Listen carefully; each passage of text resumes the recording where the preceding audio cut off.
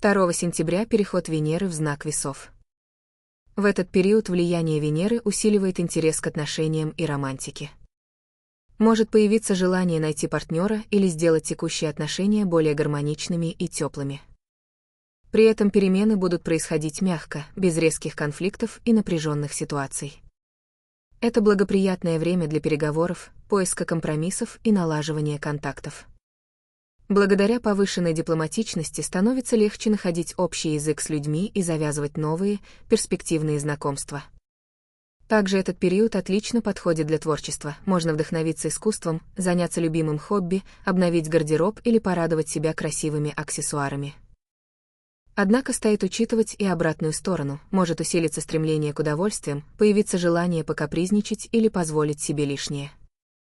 Кроме того, в это время бывает сложнее принимать четкие решения и делать выбор. Поэтому важные вопросы, требующие твердости и решительности, лучше ненадолго отложить. 7 сентября переход Меркурия в знак Девы. В этот период усиливается серьезное и ответственное отношение к делам. Появляется больше сосредоточенности, внимания к деталям и желания доводить все до идеала. Переговоры проходят более спокойно и продуктивно, а их результаты часто оказываются успешными.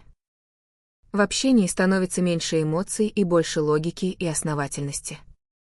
Также это отличное время для учебы, информация усваивается легче, а концентрация заметно повышается. Однако есть и обратная сторона, можно слишком увлечься правилами и деталями, стать излишне придирчивым и требовательным, как к себе, так и к окружающим. Чрезмерная критичность, педантичность и сухой прагматизм могут осложнить отношения и даже испортить уже налаженные контакты. Кроме того, в этот период не стоит принимать решения, требующие жизненной мудрости и широты взгляда, есть риск зациклиться на мелочах и упустить действительно важные вещи. 11 сентября новолуние во Льве. В этот период эмоции становятся яркими, открытыми и заметными для окружающих. Если раньше хотелось уединения, то теперь появляется стремление проявить себя, заявить о своих чувствах и не скрывать их от других. С одной стороны, это упрощает общение, все становится более понятным и прозрачным.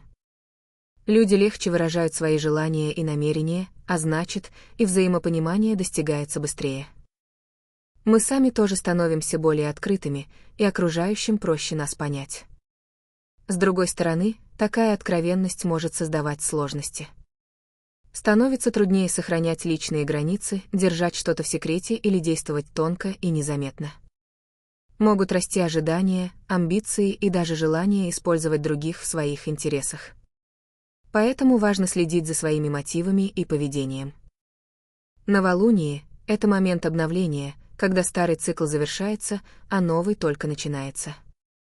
В это время влияние Солнца усиливается, а энергия Луны становится менее гибкой и адаптивной. В сочетании со знаком Льва это может проявляться в стремлении к лидерству, желании управлять ситуацией, проявлять инициативу и действовать активно, а не подстраиваться под обстоятельства. 14 сентября – Ганеша Четуртхи. В 2026 году праздник начнется 14 сентября в 1 час 37 минут по Гринвичу и продлится до 15 сентября 2 часа 14 минут. Пересчитайте это время для своего часового пояса. Это особенный день, посвященный божеству Ганеша, символу мудрости, удачи и устранения препятствий. Ганеша считается покровителем всех, кто стремится изменить свою жизнь к лучшему. Он помогает как в материальных вопросах, так и в духовном развитии. Главное условие – чистые намерения и отсутствие вреда для других. Если вы планируете начать что-то новое, этот день идеально подходит для старта. Считается, что, обратившись к Ганеше, можно заручиться его поддержкой в любом начинании, будь то работа, обучение или личные проекты. Особое благословение он дарит тем, кто стремится к знаниям. Ведь Ганеша олицетворяет мудрость, которая приходит не только с опытом, но и через обучение, книги и жизненные уроки. Согласно легендам, он помогал мудрецу Вьяса записывать священные тексты, что делает его покровителем учеников, студентов и всех, кто развивается осознанно и с интересом. Также считается, что он благосклонен к людям активным, целеустремленным и инициативным. Ганеша поддерживает тех, кто действует, а не ждет, когда жизнь изменится сама. Этот день особенно важен для астрологов и всех, кто изучает законы Вселенной.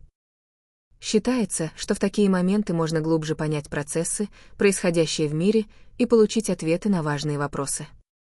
Но важно помнить, одного желания недостаточно. Чтобы привлечь удачу и поддержку, необходимо самим делать шаги вперед, развиваться и использовать свои возможности. 17 сентября – переход Солнца в знак Девы. В этот период усиливается желание навести порядок как в доме, так и в жизни в целом. Возникает стремление систематизировать вещи, организовать пространство и структурировать повседневные дела. Работа, которая требует аккуратности и усидчивости, дается легче, а общение с окружающими становится более терпимым, появляется готовность помогать другим и поддерживать порядок в коллективе. Однако есть и обратная сторона. Из-за внимания к деталям жизнь может восприниматься как набор отдельных мелочей, и бывает сложно увидеть общую картину. Такая детализированность, хотя и помогает быть организованным, иногда приводит к ошибкам, особенно если опыта или жизненной мудрости пока недостаточно. В этот период важно балансировать между тщательностью и способностью взглянуть на ситуацию целиком, чтобы не теряться в мелочах и принимать верные решения. 18 сентября – переход Марса в знак Рака. В этот период акцент смещается на семейные дела и бытовые вопросы. Появляется желание заботиться о близких, поддерживать их и принимать участие в домашней жизни. Возможно, вы сами получите помощь и поддержку от родных и друзей. Однако это время не подходит для активных и смелых действий, требующих решительности и уверенности в себе.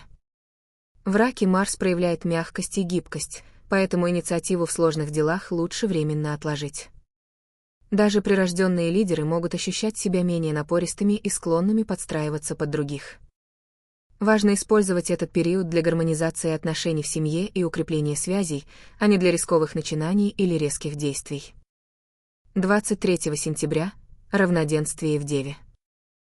Равноденствие в Деве акцентирует внимание на практичности, аналитике и порядке. Этот знак ценит детали, структуру и организованность, в то время как противоположные рыбы символизируют фантазию, интуицию и тонкие материи.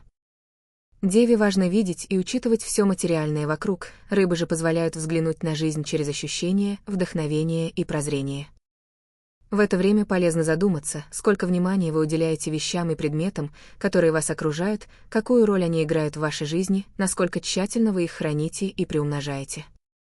Равноденствие в Деве предлагает отказаться от иллюзий и сосредоточиться на конкретных, практических моментах, которые можно измерить, оценить и использовать в повседневной жизни. Это период для планирования, организации и приведения в порядок как внешнего пространства, так и своих дел. 26 сентября – переход Меркурия в знак Весов. Во время транзита Меркурия по весам общение становится более гармоничным и приятным. Легче находить общий язык с людьми, договариваться и выражать свои мысли.